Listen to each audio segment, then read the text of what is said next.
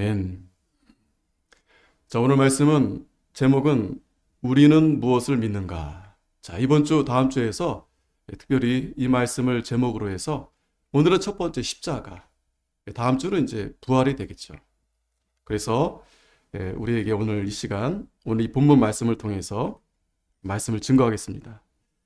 루터, 우리가 잘 알죠. 1519년 종교개혁을 시작하신 그 루터는 이 십자가만이 우리의 신앙이다 라고 이 십자가에 대해서 그가 하나님의 귀한 진리를 깨닫고, 구원은 우리의 공로로 되는 게 아니구나, 우리의 행위로 되는 문제가 아니구나, 그것은 곧 자신이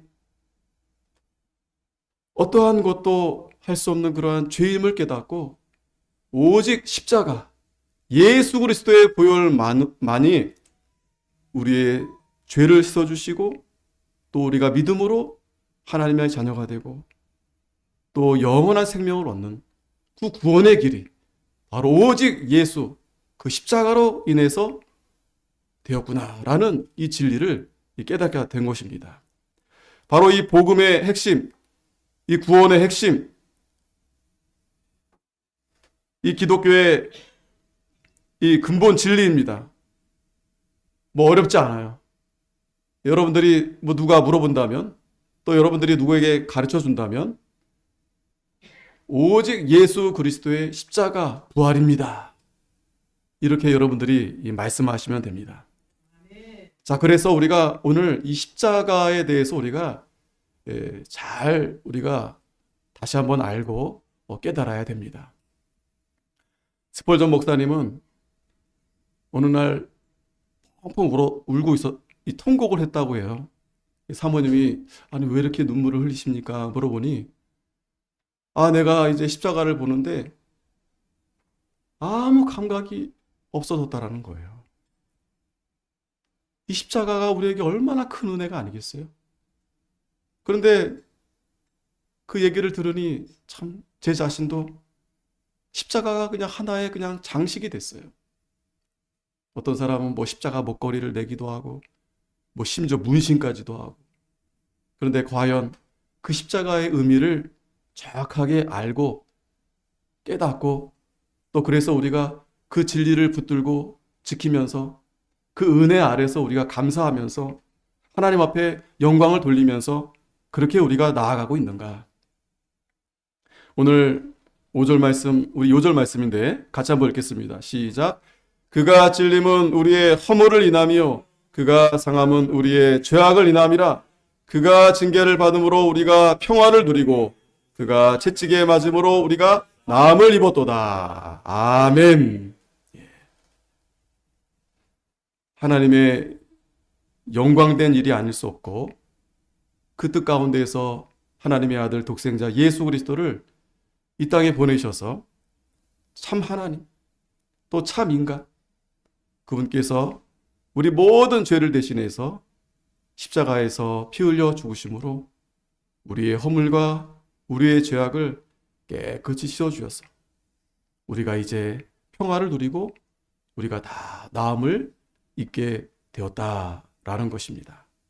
자, 오늘 본문 1절에 보면, 그런데 오늘 1절 말씀 보면 우리의 전한 것을 누가 믿었느냐? 여호와의 팔이 네게 나타났느냐? 하나님께서 아담 이후로 인간의 모든 죄 때문에 사망에 이르게 돼서 아무 소망이 없는데 하나님께서 선지자들을 통해서 말씀을 주셔서 구원자를 보내주시겠다, 메시아를 보내주시겠다. 이사야 시대에 이제 더 가까워졌죠. 한 600년 전, 600년 후에 이제 그토록 기다리던 임마누엘, 더 확실하게 하나님께서 이사야에게 그러한 계시의 말씀을 주셨는데 우리의 전한 것을 누가 믿었느냐? 하나님의 백성들이 먼저 하나님께서 그들에게 말씀을 주셨는데 도대체 누가 믿었느냐? 여호와의 팔이 네게 나타났느냐?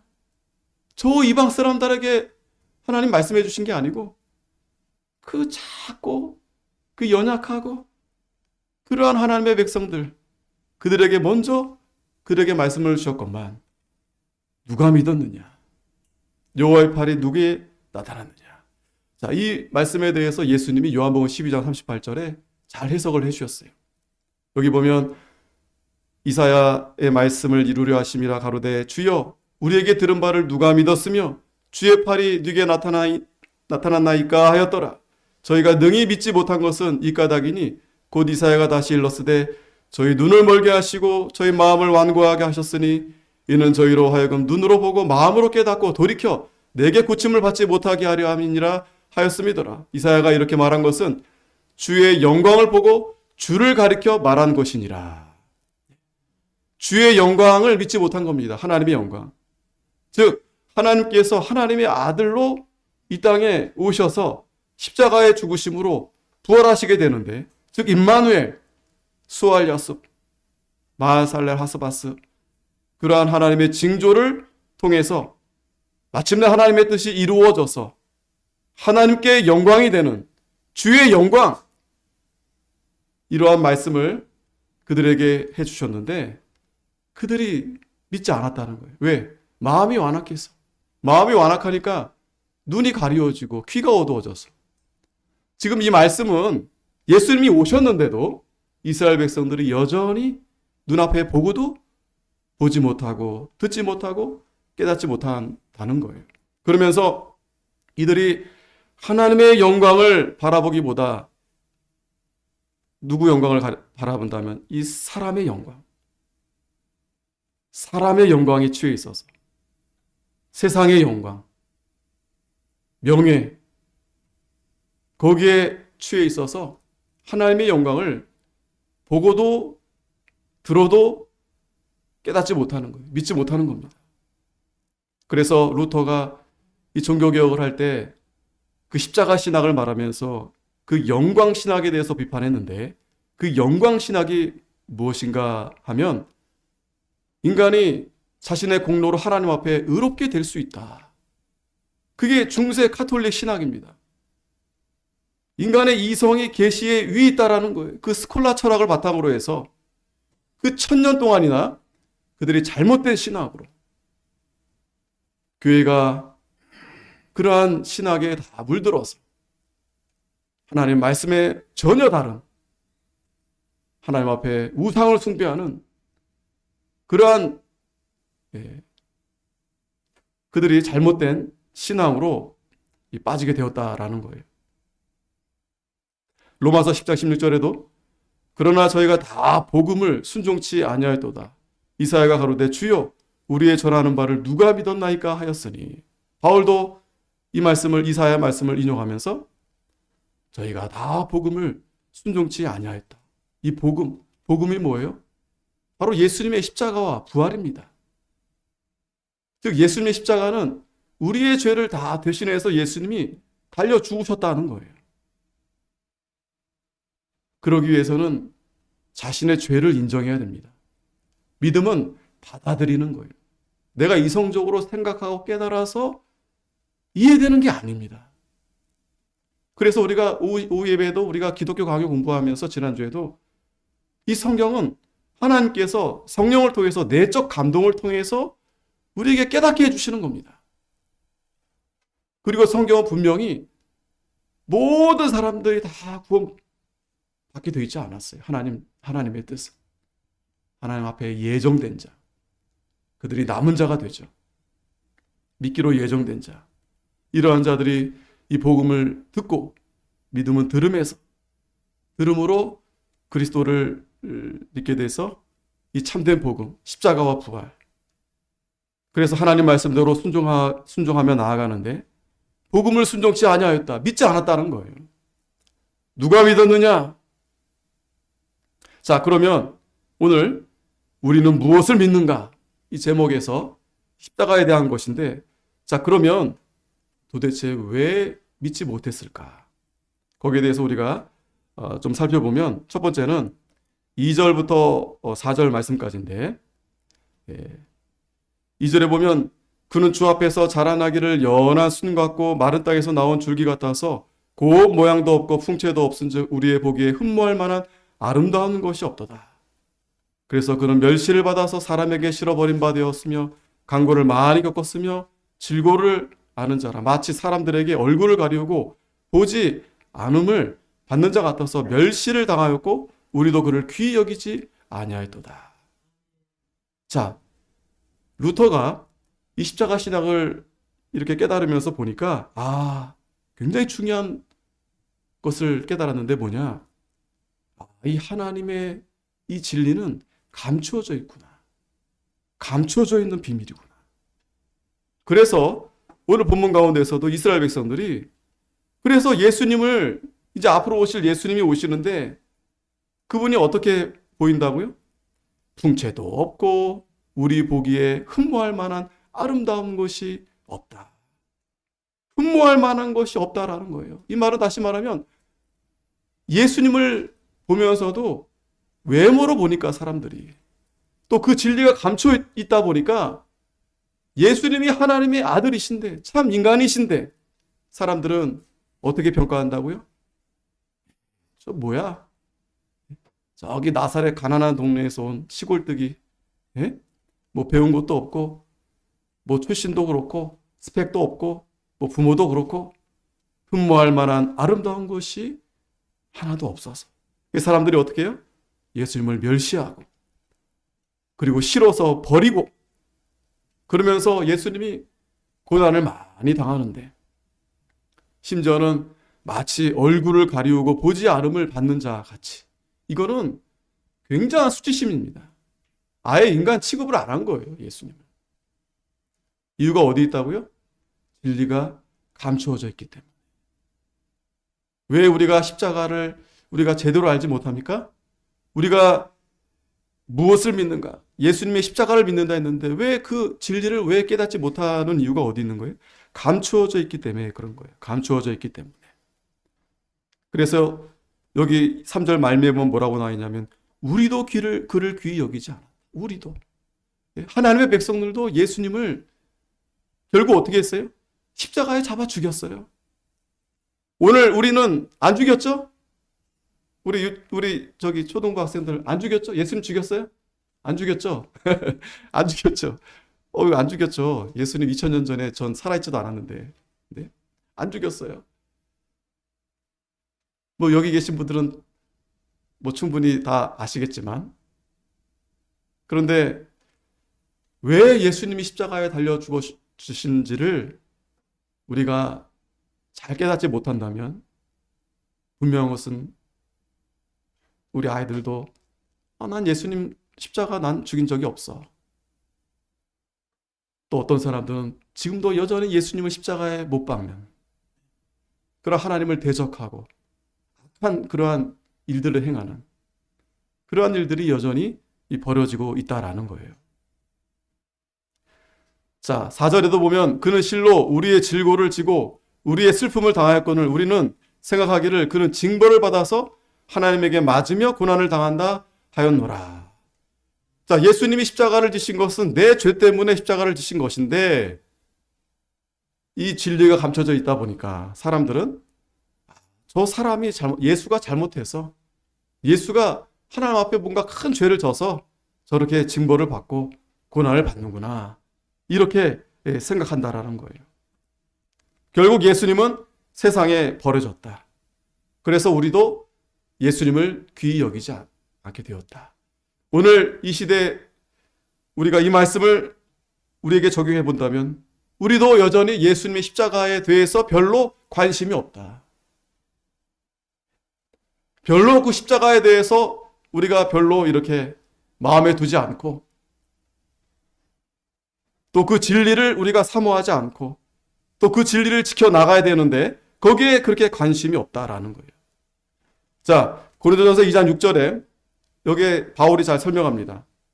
우리가 온전한 자들 중에 지혜를 말하노니 이는 이 세상의 지혜가 아니요 또 이 세상에 없어질 관원의 지혜도 아니요 오직 비밀한 가운데 있는 하나님의 지혜를 말하는 것이니. 자, 여기 하나님의 지혜가 비밀이다라고 말씀하면서 곧 감추었던 것인데 하나님이 우리의 영광을 위하사 만세 전에 미리 정하신 것이라.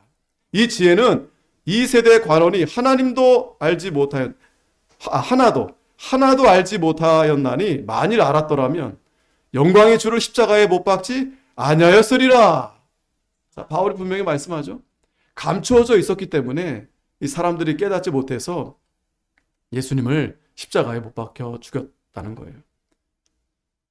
자, 기록된 바 하나님이 자기를 사랑하는 자들을 위하여 예비하신 모든 것을 눈으로 보지 못하고 귀로도 듣지 못하고 사람의 마음으로도 생각지 못하였다함과 같으니라. 10절 우리 같이 한번 읽겠습니다. 시작. 오직 하나님의 성령으로 이것을 우리에게 보이셨으니 성령은 모든 것 곧 하나님의 깊은 것이라도 통달하시느니라. 아멘. 자, 감추어져 있는데 우리가 어떻게 알 수 있는가 하면 성령께서 우리에게 보여주셔야만이 알 수 있는 거예요. 하나님의 내적 감동으로 우리에게 성령께서 감동해 주셔야만이 우리가 하나님의 그 영광을 알 수 있고 하나님의 깊은 것까지라도 통달할 수 있다라는 겁니다. 그래서 이 진리를 우리는 감추어져 있다. 그래서 인간의 이성으로는 이걸 깨달을 수 없어요, 여러분. 아무리 내가 공부를 많이 하고 박사하고 아무리 내가 뭐 앞을 내다본다 해도 하나님의 깊은 거, 하나님의 말씀 깨달을 수 없어요. 그 예수님께서 마태복음 11장 25절에 천지의 주제시여 이건 복음입니다. 이 십자가와 부활 이 복음을 지혜롭고 슬기 있는 자들에게는 감추시고 세상에 지혜롭고 슬기 있는 자들은 자신의 지혜로 생각으로는 알 수 없다는 거예요. 그런데 어린아이들에게는 나타내심을 감사하나이다. 아멘. 어린아이들처럼. 어린아이들은 잘 모르잖아요. 마음이 순수하고 순전해서 겸손해서 하나님이 그러한 자들에게 하나님이 계시해 주셔서 그 말씀을 밝히 보여주시고 그래서 그들이 듣고 깨닫게 해준다라는 거예요. 자, 그래서 십자가의 도가 멸망하는 자들에게는 미련한 것이고 구원을 얻는 우리에게는 하나님의 능력이 된다는 거예요. 이 십자가가 이 세상 사람들에게는 미련한 것이에요. 이스라엘 백성들도 미련하게 봤어요. 야, 하나님의 아들인데 왜 십자가에 달려 죽냐? 그러면 한번 살아봐라. 오히려 하나님을 조롱하고 무시하고 능욕하고 또한 유대인은 표적을 구하고 헬라인은 지혜를 구하나 우리는 십자가에 못 박힌 그리스도를 전하니 유대에게는 거리끼는 것이요. 거리낀다. 걸려서 넘어진다. 못 믿는 겁니다. 예수님의 십자가를 믿지 못하는 겁니다. 이방인에게는 미련한 것이다. 이해가 안 되는 거예요. 아니 왜 예수님이 하나님의 아들이 왜 십자가에 달려 죽는가? 이해를 못하는 겁니다. 자신의 죄를 깨닫지 못하는 겁니다. 자, 그런데 하나님의 지혜에 있어서는 이 세상이 자기 지혜로 하나님을 알지 못하는 거로 하나님께서 전도에 미련한 것으로 그래서 여러분 지금 우리가 미련하게 앉아서 듣고 있는 겁니다. 미련하게 예? 미련한 거예요 지금 이렇게 앉아서. 그런데 중요한 건 뭐다? 하나님이 이것을 기뻐하신다. 이렇게 해서 믿는 자들을 구원하시기를 기뻐하셨도다. 그래서 고린도전서 1장 24절 같이 한번 읽겠습니다. 시작. 오직 부르심을 입은 자들에게는 유대인이나 헬라인이나 그리스도는 하나님의 능력이요 하나님의 지혜니라. 아멘. 예? 우리는 헬라인처럼 그렇게 좀 지혜롭지 못할 수도 있어요. 유대인들처럼 예수님의 표적, 하나님의 표적을 보지 못했습니다. 하지만 하나님의 부르심을 입은 자들, 하나님이 우리에게 말씀을 주셔서 하나님의 감동으로 깨닫게 된 하나님의 자녀들은 그 말씀이 하나님의 능력이요 하나님의 지혜가 된다는 거예요. 그래서 하나님의 미련한 것이 사람보다 지혜 있고 하나님의 약한 것이 사람보다 강하니라. 아멘. 자, 그래서 이 비밀이 감춰져 있기 때문에 또 이스라엘 백성들이 그러면 하나님 앞에 회개하고 하나님 말씀을 간절히 찾고 하나님 앞에 나가야 되는데 그렇지 않은 거죠. 세상에 다 빠져 있어서. 오늘 우리도 마찬가지입니다. 왜 이 십자가가 그냥 그저 그런가? 그냥 십자가 한번 봐도 눈물이 나야 되겠는데, 참 마음이 이렇게 막 뜨거워져야 되겠는데, 정말 하나님 앞에 감사해야 되겠는데, 눈물이 문제가 아니죠. 하나님의 은혜를 어찌 갚을꼬 하면서 나아가도 부족할 판인데, 왜 그렇지 못하는가? 오늘만 특별히 고난 주간이니까 눈물 흘리고 그게 아니고 우리 항상 날마다 숨 쉴 때마다 그 십자가를 바라볼 때마다 내 죄 때문에 우리 예수님이 십자가에 달려 죽으셨는데 왜 우리는 그걸 깨닫지 못하는가? 우리 마음이 둔해져서 하나님의 진리를 들으려 하지 않으니까 귀가 막히고 눈이 가리워져서 우리 눈이 세상에 다 취해 있어요. 거기에 다 한 주일 동안 거기 다 즐거운 거, 재밌는 거 거기 다 빠져 있는데 오늘 이게 뭐 보이겠어요? 하나님 말씀이 뭐 들리겠습니까?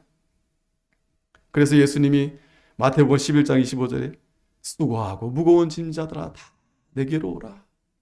내게로 와라. 나의 멍에를 메고 내게 와서 배우라. 배우라. 나는 마음이 온유하고 겸손하니 나의 멍에를 메고 배우라는 거예요. 멍에가 뭐예요? 요한일서 5장 3절에 하나님을 사랑하는 것은 이것이니 우리가 그의 계명을 지키는 것이다. 그의 계명은 무거운 것이 아니로다. 소가 이렇게 멍에를 매잖아요. 우리가 예수님과 멍에를 함께 매는데 우리가 하나님을 사랑한다면 그 말씀을 우리가 붙들고 그 말씀을 순종해야 되지 않겠어요? 이병기 목사님께서는 순종하는 것이다. 멍에가. 그렇게 나아갈 때 감추어진 비밀이 하나하나 이렇게 열리게 되는 겁니다. 그래서 루터가 여러분 이건 대단한 거예요. 그 어둠으로 그 진리가 가리워져 있었는데 1000년 이상이나 하나님이 그 루터 하나님이 예정된 그러한 신실한 종을 통해서 이 비밀을 깨닫게 하신 겁니다. 자, 감춰져 있기 때문에 예수님을 봐도 예수님의 말씀을 들어도 우리가 그렇게 감흥도 없고 뭐 그렇게 예수님 그렇게 마음이 그렇게 가까이 가지 못한다는 거예요. 오히려 세상이 더 좋고 세상의 영광, 사람의 영광을 오히려 쫓고 따라다닌다라는 거예요. 그게 예수님 당시에도 바리새인들이었고 유대인들이었고 오늘 저와 여러분도 마찬가지입니다. 자, 그러면 십자가는 도대체 무엇인가? 5절 말씀. 그가 찔림은 우리의 허물을 인하며 그가 상함은 우리의 죄악을 인함이라. 그가 징계를 받음으로 우리가 평화를 누리고 그가 채찍에 맞음으로 우리가 나음을 입었도다. 십자가는 여러분 우리 너무 잘 알고 있어요. 우리의 모든 허물과 죄악을 하나님의 아들 예수 그리스도께서 십자가에서 친히 담당하셨다는 거예요. 우리는 다 양 같아서 그릇 행하여 각기 제 길로 갔거늘 여호와께서는 우리 무리의 죄악을 그에게 담당시키셨도다. 우리가 뭐 같다고요? 양이 얼마나 참 뭐 좋은 말로 하면 순진하지만 답답하고 어리석어요. 눈도 잘 안 보인대요. 그래서 그냥 구덩이에 빠지기도 하고. 그래서 앞에 목자가 이렇게 가야 되고 그 앞에 염소가 이렇게 가는 길로 따라갑니다. 그렇게 우리는 그릇 행하고 또 제 길로 내 생각대로 내 마음대로 그런데 여호와께서 우리 무리의 죄악을 아무 죄가 없는 하나님의 아들 그에게 담당시켰다. 그가 곤욕을 당하여 괴로울 때에도 그 입을 열지 아니하였고 마치 도수장으로 끌려가는 어린 양과 털 깎는 자 앞에서 잠잠한 양같이 그 입을 열지 아니하였도다. 그가 곤욕과 신문을 당하고 끌려갔으니 그 세대 중에 누가 생각하기를 그가 산자의 땅에서 끊어짐은 마땅히 형벌받을 내 백성의 허물을 인함이라 하였으리요. 그는 강포를 행치 아니하였고 그 입에 괴사가 없었으나 그 무덤이 악인과 함께 되었으며 그 묘실이 부자와 함께 되었도다. 자, 이 절들의 의미는 뭐냐면 예수님이 우리의 죄악을 담당하시는데 그 의의를 이루시기 위해서 완전히 그 의의를 이루셨다는 거예요. 마치 그 유월절 그 흠없는 어린 양 제사를 드렸잖아요. 흠이 없는?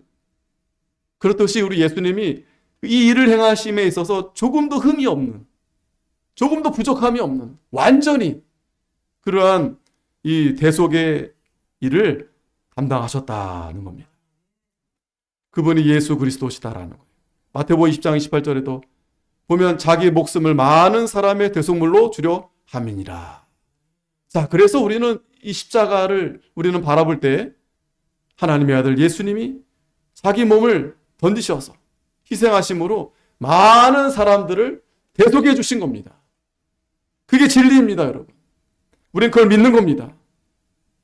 로마서 3장 23절에도 모든 사람이 죄를 범하였음에 하나님의 영광에 이르지 못하더니 그리스도 예수 안에 있는 구속으로 말미암아 하나님의 은혜로 값없이 의롭다 하심을 얻은 자 되었느니라. 자, 예수님 십자가의 보혈의 공로로 우린 값없이 믿음으로 의롭게 된 겁니다. 근데 루터 이전에는 그 1000년 동안 어떻게 의의를 얻게 되냐면 예수님의 십자가 관계 없어요. 나는 죄가 있지만 그러나 그 죄가 있어도 나의 의지로 인해서 구원에 이룰 수 있다. 이러한 신학으로 인해서 그들이 자신들의 공로로 자신들의 의지로 구원에 이룰 수 있다. 그러나 우리 십자가의 신학은 그렇지 않습니다. 진리는 그렇지 않아요. 그래서 이 예수를 하나님이 그의 피로 인하여 믿음으로 말미암는 화목 제물로 세우셨으니 이는 하나님께서 길이 참으시는 중에 전에 지은 죄를 간과하심으로 자기의 의로우심을 나타내려 하심이니 곧 이때 자기의 의로우심을 나타내사 자기도 의로우시며 또한 예수 믿는 자를 의롭다 하려 하심이니라. 예수님이 십자가 지시는데 야 이거 너무 힘들다. 이거 내가 좀 어떻게 하면 내가 이걸 참 피할 수 있을까? 만약에 그렇게 흠이 있었다라면 자신이 그 일을 행하면서도 완전하게 의를 이루게 될 수 없었겠죠. 그러나 예수님은 그걸 다 담당하신 거예요. 완전히 다 이루신 겁니다.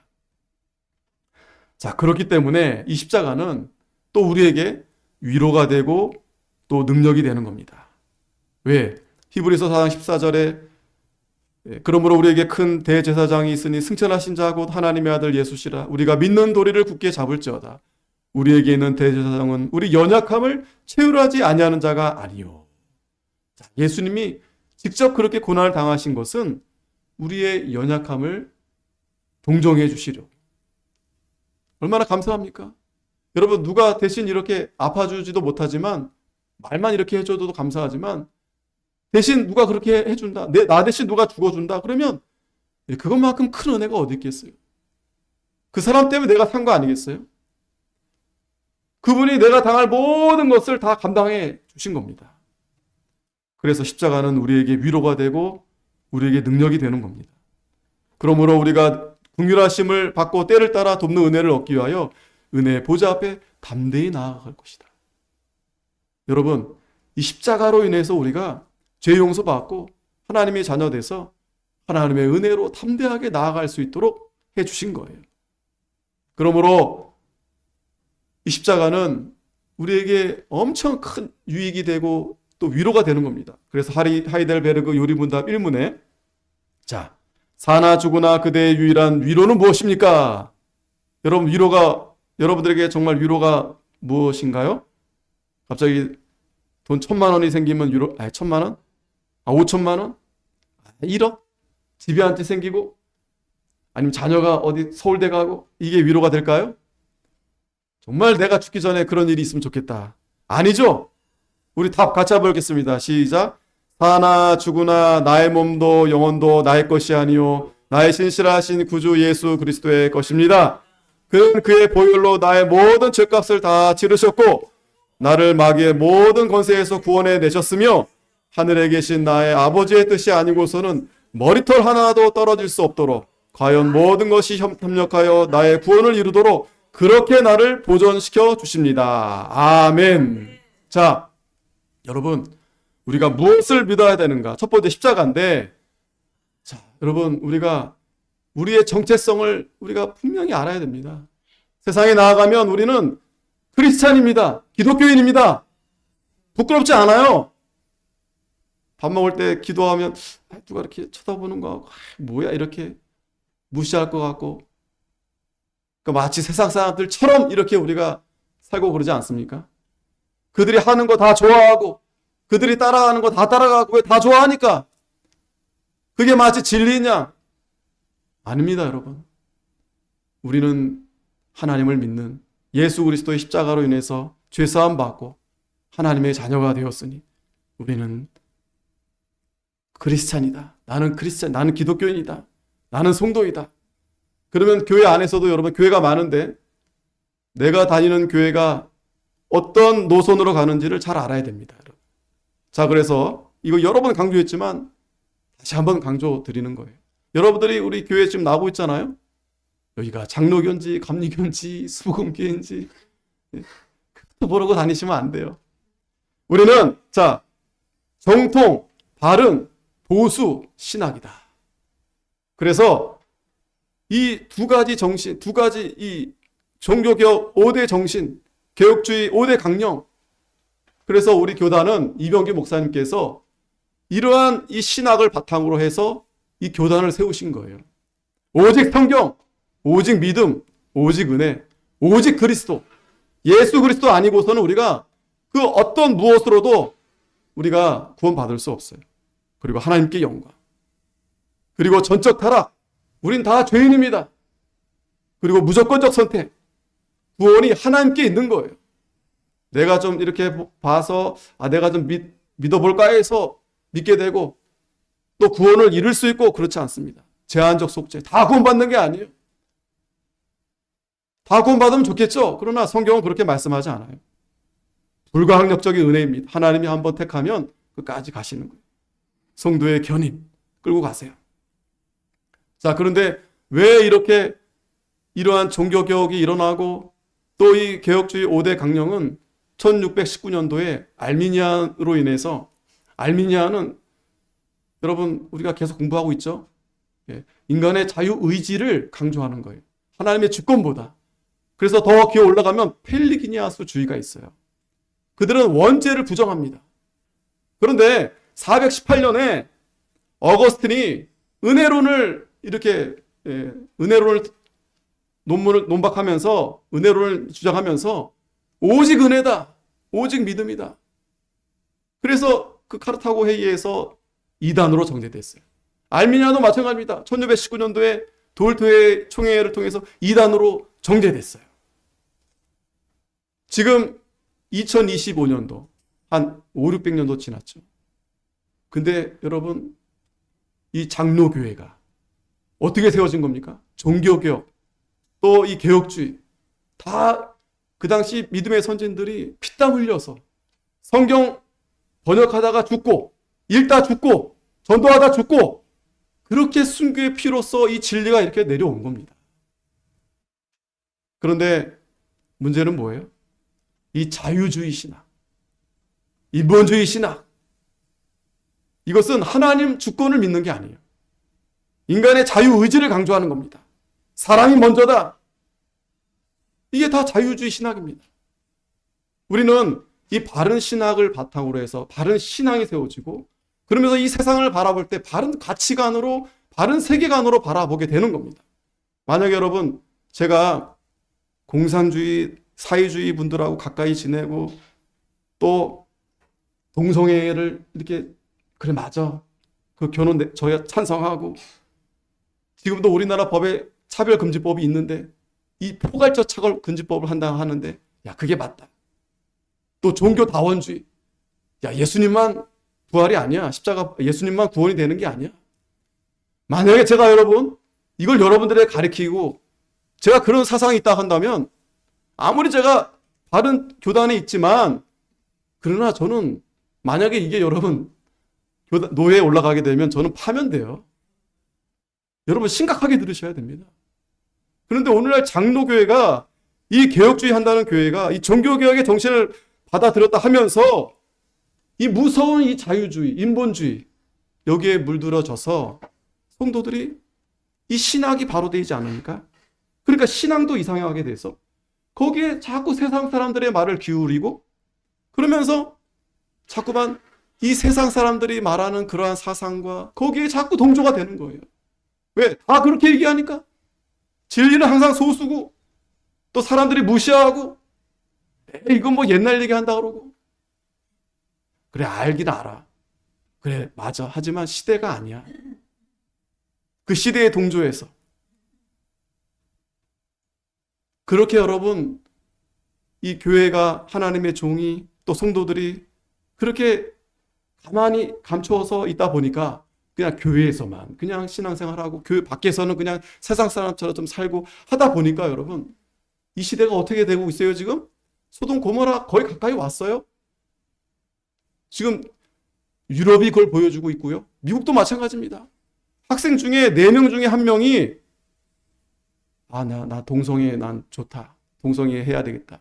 지금도 여러분 우리 학생들 중고등학교 가보면 제가 뭐 가보진 않아도 동성 연애에 대해서 아무렇지도 않게 그렇게 그게 당연하듯이 그렇게 학생들이 그러고 그게 자랑이 되고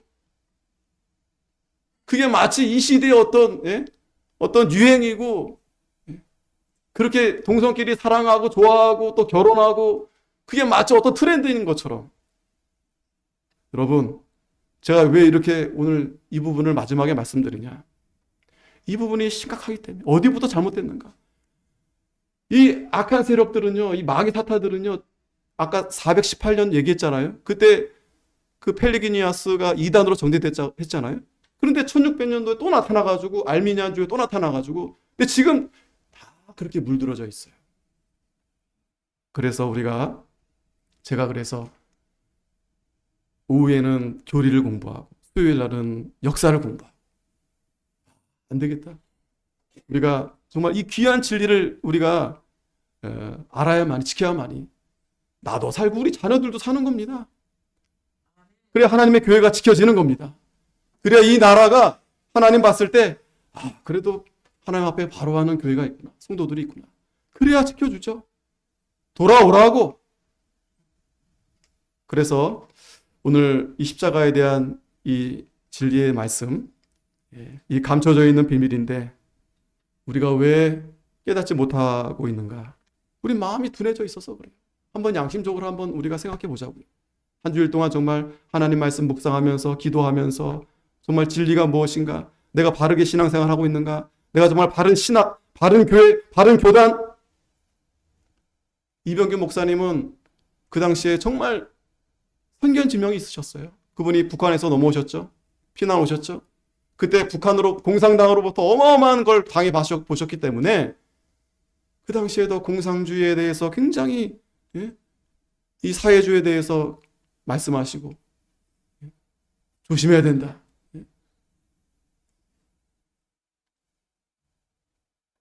그러면서 이 귀한 진리를 우리에게 잘 이렇게 내려주셨는데 우리는 더욱이 남북으로 갈라져 있죠. 또 중국이 위에 있습니다. 종북, 중북, 좌파 여러분 굉장히 위험합니다. 홍콩도 넘어갔고 대만도 전쟁 준비하고 있어요. 트럼프가 말합니다. 대만하고 중국이랑 싸우면 대한민국 너 어느 편 들래? 어느 편 들어야 되겠습니까? 여러분 지금 그런 여러 가지 이러한 정황을 볼 때 정말 하나님의 마지막 때가 이제 가까웠구나. 두려워라고 말씀드리는 게 아니에요. 깨어있으라고 말씀을 드리는 겁니다. 내 신앙이 지금 발언되고 있는가? 여러분들이 저를 잘 분별하셔야 돼요. 저 목사가 지금 제대로 말씀을 가르치는가? 제대로 바른 신학으로 전하고 있는가? 그렇지 않다면 여러분들이 지적해 주셔야 됩니다. 저도 연약해요. 제가 뭐 다 합니까? 저도 여기서 엉뚱한 소리 막 뚱딴지 같은 얘기 나올 수 있어요. 그러면 여러분들이 깨워서 성경을 보고 우리의 교단의 어떤 그 신학과 신앙을 잘 여러분들이 바탕이 돼서 그렇게 지켜가지 않으면 여러분 무너지게 돼 있어요. 기도하겠습니다. 걸어가신 하나님 은혜를 감사합니다.